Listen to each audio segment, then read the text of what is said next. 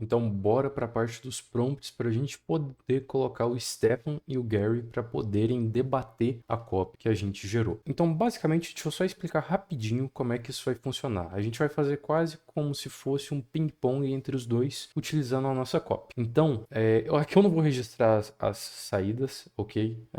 Eu vou deixar esse documento disponibilizado para vocês, mas nessa parte em específico eu só vou colocar a entrada e, é claro, vocês podem adaptar conforme a necessidade de vocês. Vou dar um pequeno exemplo. Nesse caso aqui, a gente vai estar escrevendo, né, a copy para o e-mail, correto? Porém, pode ser muito bem que às vezes vocês queiram gerar uma copy um pouco diferente ou uma abordagem para poder fazer uma venda ou para poder fazer um atendimento. Então, nesse caso, você pode emular a mente de outras pessoas, ok? Por exemplo, aqui nesse scripter, eu coloquei basicamente o John Belfort, ok? O Lovejoy Street, né? E também coloquei agora outro personagem muito famoso de vendas, eu só me esqueci quem que foi em específico. E com isso eu gerei toda uma abordagem para poder ser feita. Coloquei os dois ali para fazer esse ping-pong, né? Esse bate e volta, um corrige, o outro pega detalhe, escreve. E dessa forma eu consegui chegar numa forma quase que perfeita, ok? Então, basicamente, esse ping-pong ele é feito de 3 formas. Ping-pong é só a forma de chamar, né? Como a gente pega e pede para um fazer uma coisa, aí ele vai e joga para o outro vai e devolve. Enfim, a primeira entrada, basicamente, é isso aqui, ó.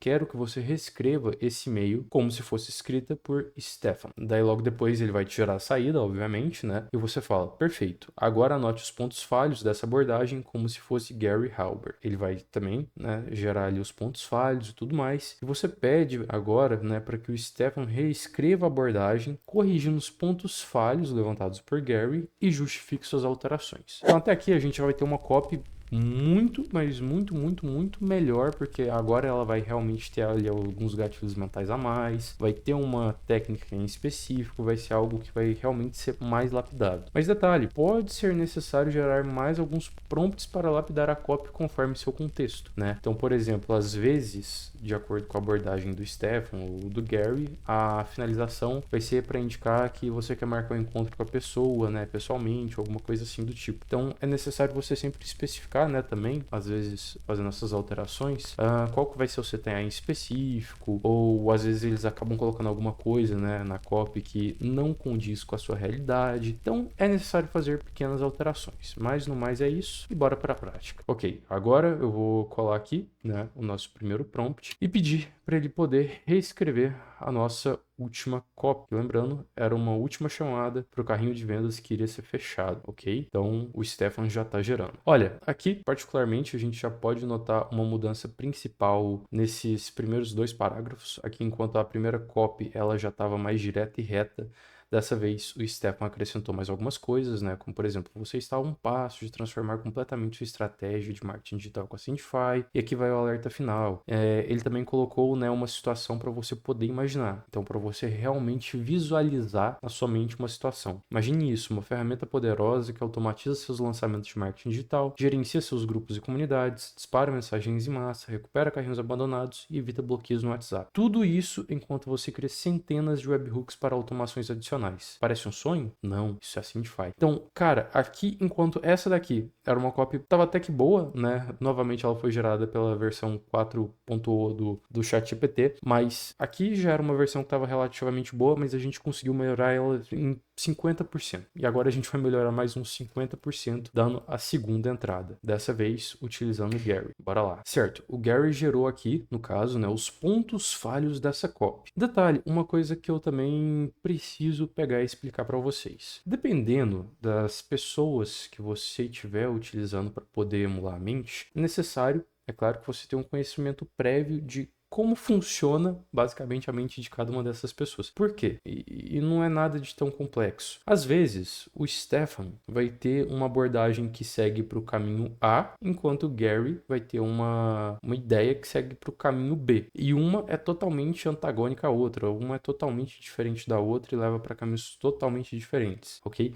No caso aqui, né, nesse caso da copy e tudo mais, ok. Mesmo que os dois às vezes tenham um ponto um pouquinho diferente um do outro, ainda assim um poderia muito muito bem complementar o outro. Mas se você pegar um exemplo político, vamos viajar um pouquinho aqui na maionese para poder exemplificar isso. É que nem você pegar e colocar uma pessoa de direita e uma pessoa de esquerda para tentar debater e chegar no meio termo. Uma vai tentar puxar para um lado totalmente extremo do outro, entende? Então vai ser um pouquinho difícil de conciliar e sair uma coisa boa. Por isso, procure mentes que, mesmo que tenham algo diferente uma da outra, elas ainda assim se complementem.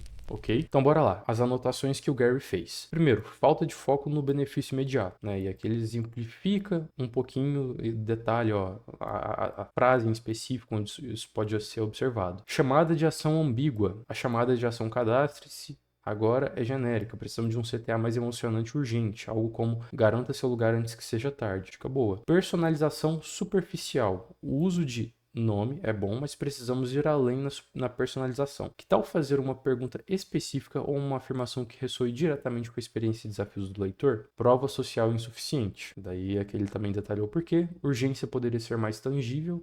Especificidade nas automações, tom e voz consistentes, oferta exclusiva mais destacada, história ou cenário envolvente. Então, ok, ele ressaltou ótimos e excelentes pontos. E detalhe, às vezes no terceiro prompt que você for dar, né, por exemplo, vou utilizar essa daqui como prova social.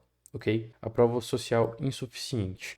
Para poder corrigir algum dado ponto que ele tenha levantado, alguma dada bandeira aqui, você especifica em relação ao ponto de prova social insuficiente, utilize a prova social a seguir, e daí você descreve a prova social em questão, e dessa forma você vai passando ali para ele algumas possíveis correções. Bora lá então entrar aqui com o terceiro prompt. Então basicamente agora a gente vai pedir para que o Stephen reescreva a abordagem corrigindo os pontos falhos levantados pelo Gary e justifique as alterações feitas. Então tá bem, o que é interessante?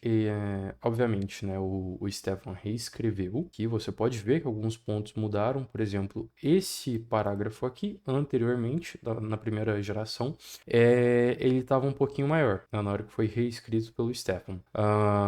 Algumas coisas aqui também no início mudaram, ele adicionou aqui uma prova social já descrita.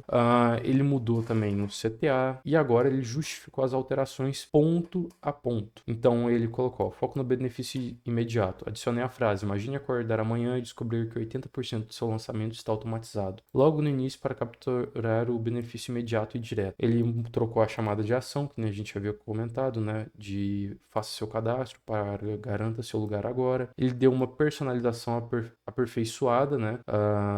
Porém, isso aqui é claro que, detalhe, geralmente todo agente que você for pegar e utilizar para poder fazer copy para vendas ou para lançamento ou qualquer coisa que você venha fazer, eles vão bater nesse ponto de personalização. Mas isso é um pouco complicado, afinal de contas você está meio que fazendo um disparo em massa ali de e-mail ou no WhatsApp ou coisa assim do tipo. Então é claro que não tem você como, por exemplo, dizer qual que é o nome do cachorro da pessoa, né? São dados que você não tem acesso. O máximo que você vai ter acesso é o nome da pessoa, né? E às vezes algum problema que ela pegou e te relatou, caso ela tenha passado por um formulário anteriormente, né? Ok, passando para o próximo. Ele deu uma prova social mais forte, a urgência ficou mais tangível, ele deu uma especificidade nas automações e ele consertou também, né, os outros pontos. É claro que aqui, por exemplo, nessa parte da história ficou meio fraco, ele não reforçou isso tão bem, mas, enfim, é uma coisa que você pode fazer na mão depois ou passar outro prompt aqui pedindo para ele criar uma história envolvente ao redor disso aqui e tudo mais, né? Então, ok.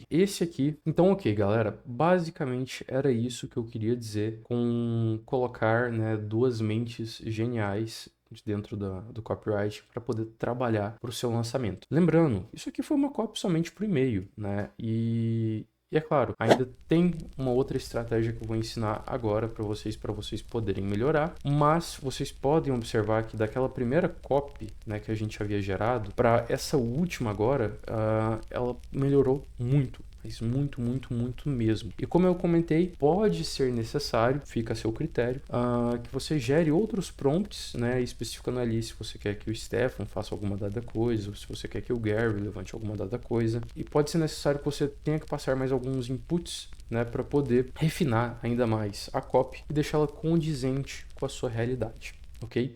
Agora bora passar para a última técnica aqui que eu tenho para mostrar para vocês, para poder melhorar, e ela pode ser até mesmo um pouco óbvia,